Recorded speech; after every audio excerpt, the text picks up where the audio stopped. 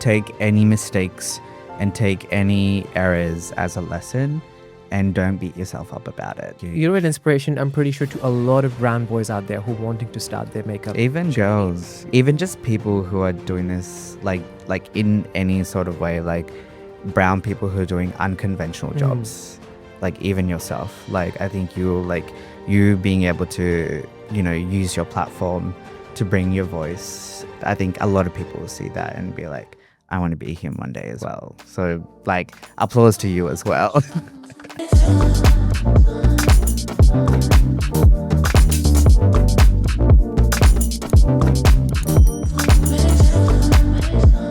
Welcome to the Creators Chat. My name is Kashif Harrison, and I sit down with some bold creatives who talk about their journey of how they turn their passion into profession. So if you are one of those who wants to do what you genuinely love, but are stuck in that phase of self-doubt, can I do this or not? Is it going to be good enough? Well, this show is for you. Don't forget to like and share the video and subscribe to this channel so I can bring you more interviews like this. For now, let's begin the Creators Chat. So today on the show, we've got Gowtham Jayenathan, who is a brown boy entrepreneur. He's got his own business line going on by the name of Beauty by Gotham Jaye. Did I say that right? And he is under 30. How are you and how do you do this? Hi. Thank you so much first for inviting me. This is probably like my first proper sit down kind of set wise. Like it's so cute in here as well. But yeah, this is kind of like the first time I'm doing something like this. But I'm very excited. Thank you so much to you, but also your team as well for inviting me. Thank you so much. We literally burst your bubble. I know, literally, I love it. It's so cute. I was like looking at the email, and then it came up with like this little video at the bottom. And I was like, what is this? And I looked at it, I'm like, oh my God, he's got this whole cute little promo moment going. I was like, this is marketing at its best. Thank you very much. We love to see it. We love to mention the name, but we can't because I don't think they're sponsoring us. Oh. Well, we need to get that in check. We need to get that in check. Now, Gowtham, I wanna say this out right. Gowtham, right? Yes. Now, can I ask you that being a makeup artist, being a brown boy makeup artist is a big thing, especially in the industry, which is predominantly known for the females, right? And female makeup artists rule the world, which we don't have any shade, no shade, but we love them. But and if I'm being very honest, it's 2025 and people are still not 100% with the fact that, there's a makeup artist, but that's a man. Yes. But here's the thing, you're queer. Yes. What part of your queer identity empowers your whole creative journey as a makeup artist? I think it all first started off with, I guess having this creative side to myself.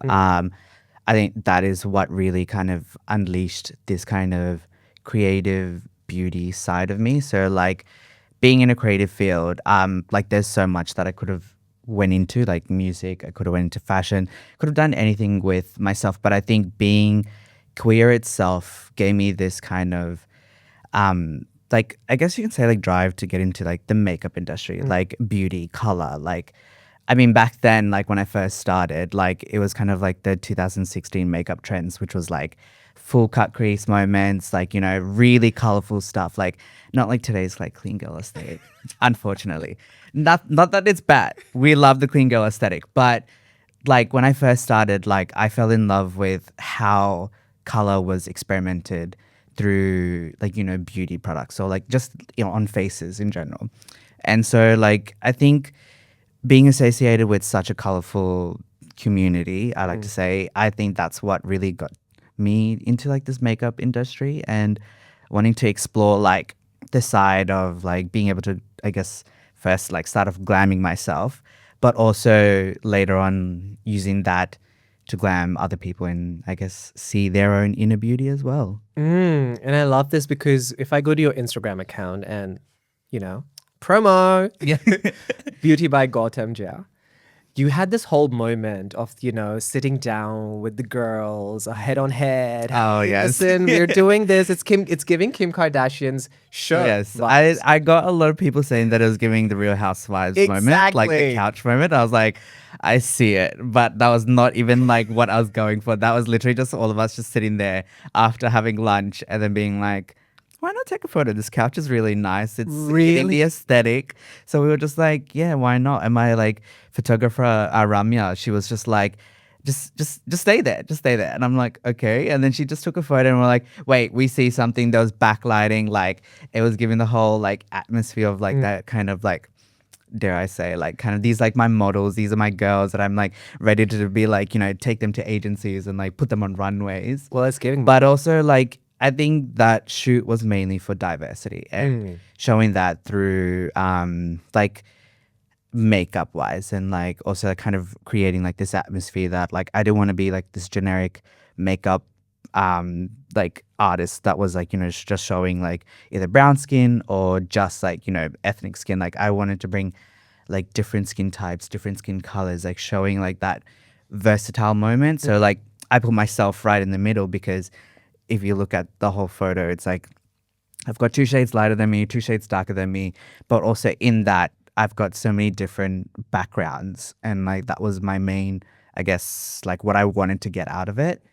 And yeah, it's like on my business cards. It's what I use for all my promos now, and like it just shows how the makeup industry should be, but we're getting there slowly. But yeah. Well, I think brown skin girls, apart from, Beyonce singing that song out loud, I think brown skin boys are actually now more at the forefront Yes. in the makeup industry, They are, which I genuinely love. I feel at first, and even for me, when I started my makeup journey, I was very gray on the makeup because I couldn't find a shade that would fit my skin. Oh, tell me about it. When we're going to go to that. Uh, But now I can genuinely enjoy my brownness more, and I don't care if I look fair. It's more being in my natural skin tone. 100%. Yeah. And that's very hard to get. That's so hard because honestly, it takes ages to get your correct color foundation concealer for brown men. Definitely. I think it's just like, even if it's like, to put ourselves like in this little category that is like, we always like have this like stigma around men wearing makeup. Like we have to think about it. Like these actors, like I think that was my main focal point, was just like being able to show that like these like, especially, I don't know, like in Bollywood, like which is what I mainly go off, like these guys that are like, so old are still being able to like kind of predict themselves in movies as like, young teenagers in love and stuff like that. But you see them in real life and you see them in a movie, and I'm like, do you think that that's AI generated? Like, they take the film or they take these scenes and like there's no makeup, there's no hair done, there's nothing. No, like they're all wearing makeup. So like when I do it, like at that time, like, especially like on social media, you get comments, you get, I like to call them keyboard warriors, because all they do is they sit behind a blank profile and they just pretty much like profile you to be like either, oh, like, why are you doing that? Why are you doing this? Or like, you should just, just change your whole blah, all of that type of stuff. But the reality is like the people that you probably watch and entertained by do wear makeup as well in movies. But I think it's just more of the stigma that's like around men wearing makeup just in general.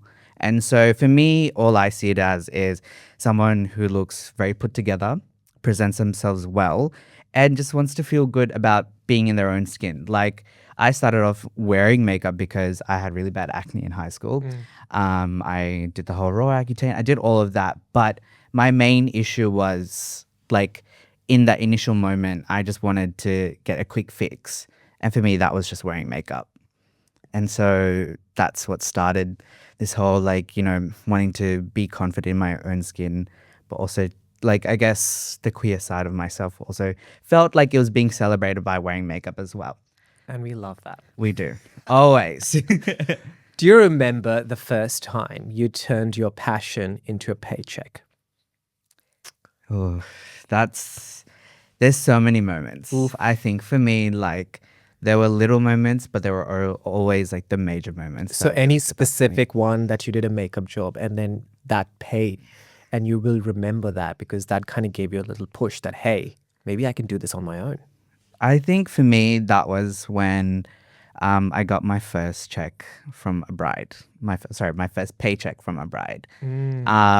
That's what really made me realize that, wow, like people who are really going to be looking at these photos day in and day out for the rest of their lives, their kids are going to see it, their grandkids are going to see it, and they're going to be like, oh yeah, that was a guy that actually did my makeup. Like being able to be that person that is going to be memorable in who knows how many years, whether or not I'm here or not.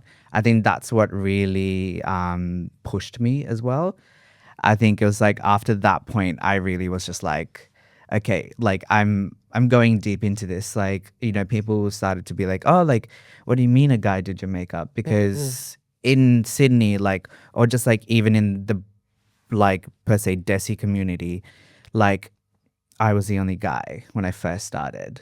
Like, I don't like when I first started this, I was like just even like a cash in hand kind of moment, just like getting my friends ready. Like, I didn't really see anyone, even per se at that time, like in this Australia region, to be like to look up to, I guess. Like the people that I were looking up to were like either in India or like per se like America, like, you know, Bretman Rock, James Charles, Manny MUA, like all of those famous faces, because like when I look back, like there was no one here for me to look at.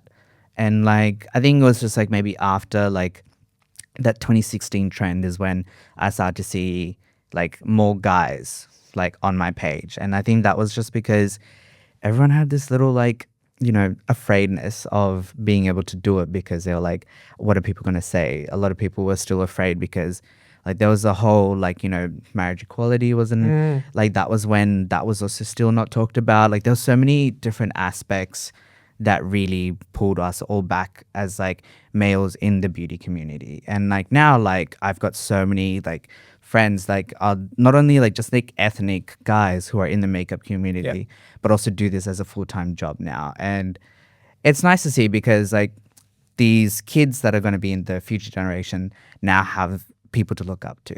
As opposed to I wish I had that, but being able to be that person for them, I'm like, it's a blessing in disguise. So growing up, was there an icon that inspired you the most? This is gonna be so controversial because, like, yes, there is. There was one person, and that was James Charles for me. Like James Charles, Controversial indeed for a yes, brown skinned boy. I know. Interesting. I Okay. think it was because I just like for some odd reason I'd like always found myself in high school, like I'd be in like biology, I'd be in maths, I'd be in all that with my laptop in the back side of the corner, just watching his like YouTube videos on repeat, because I think he was really like, I think it's also just like the fact that he was also like the same age really like made me feel like, okay, there's a guy who's literally the exact same age as me on the other side of the world who can do this. Like, why can't I? And yeah, he really was like the first person that I ever looked up to as a makeup artist because he was doing such a good job. I mean, and like even now, like he's got his own brand.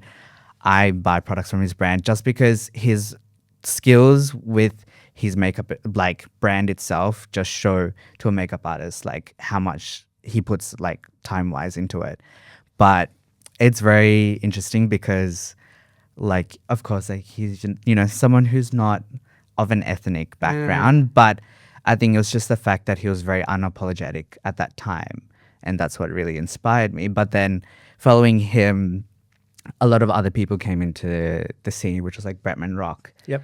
And yeah, I think Bretman Rock would be the second person that I looked up to at that time, because back then there was no brown guys that were doing makeup as well. I agree. Like I was searching in and out, like unless I physically went to Sri Lanka and I saw like tailors and I saw people there and I was like, wait, oh, like there's a guy that's doing sari draping there, or like the guys that are like doing the tailorings for the blouses and stuff for saris, they're men. And I'm just like, how are men in such female, like, you know, like I just, that started a conversation for me. So I think that also really inspired me going back and seeing that there was like guys under female businesses or like under like a female management doing the work. But in a way, like they just, I guess, in a way, they're of course going to be a little bit afraid to, be the head of or like be the face of their business because it's something that not a lot of people in the community would like. Mm-hmm. They're like, oh, like why is your tailor a man? Like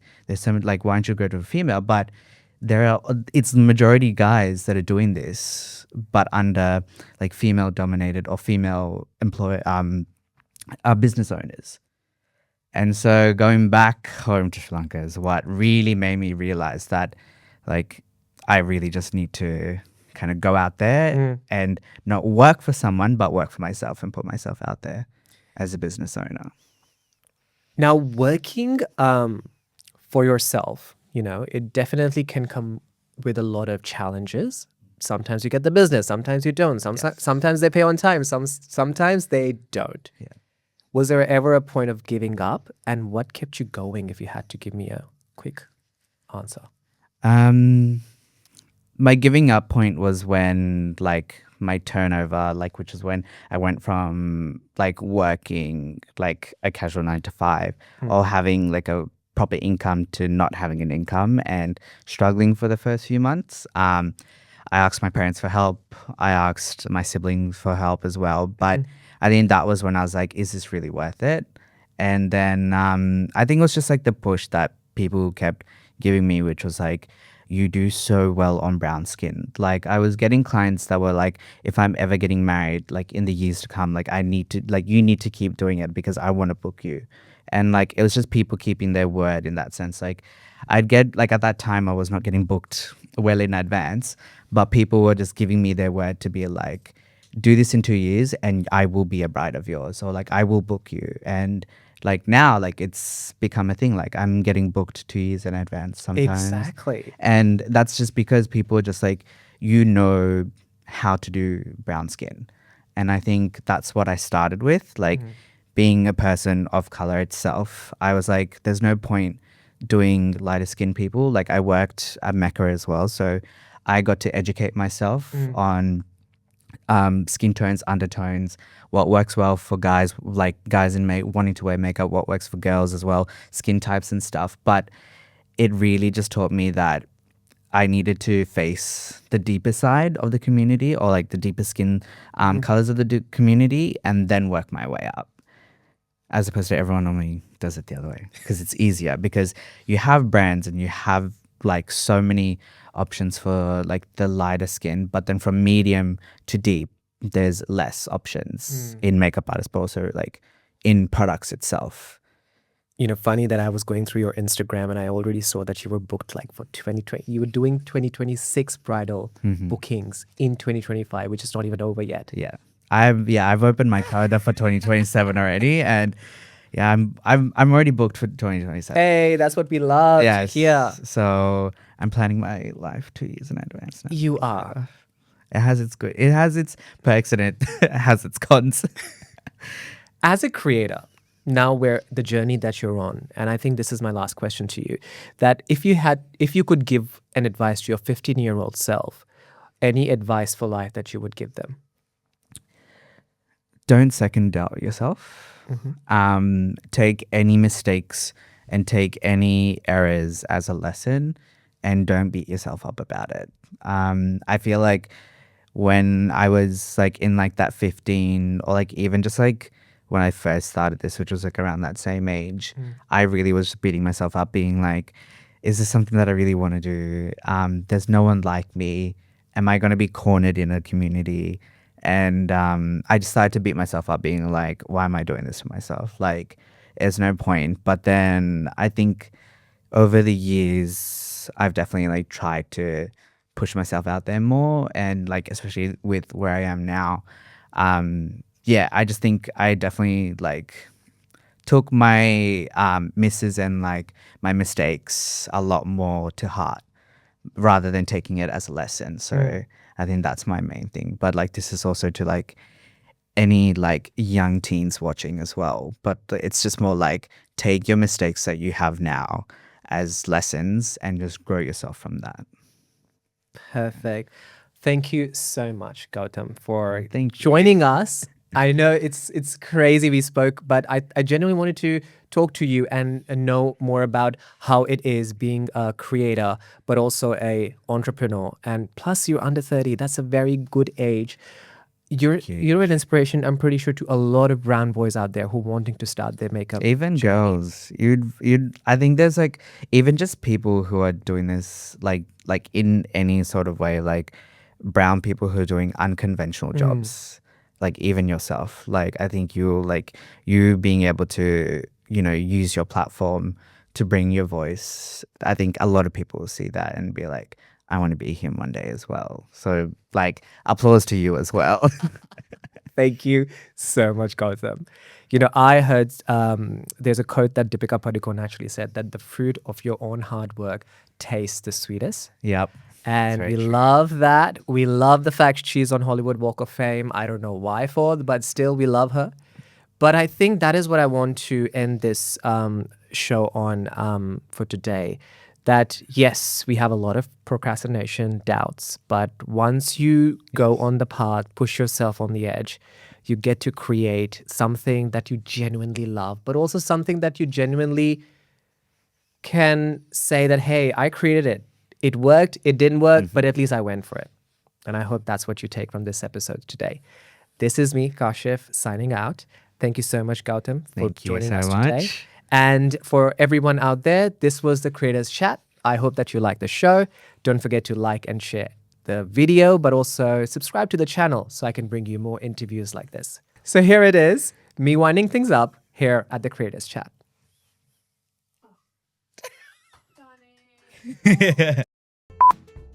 So today on the show, I've got with me Gotham Jayenathan, right?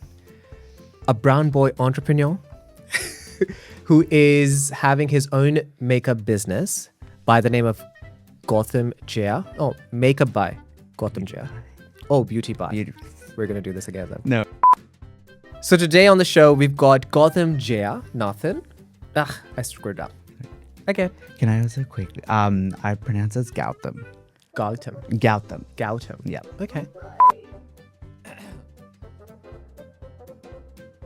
You're all ready to start. Awesome. If you love this episode, make sure that you drop in a comment. What was your favorite moment of this episode? What was the takeaway that you took home and you are going to work on? Because your feedback matters to us most. Don't forget to listen to us on Spotify, Apple Podcast, or wherever you get your podcast from.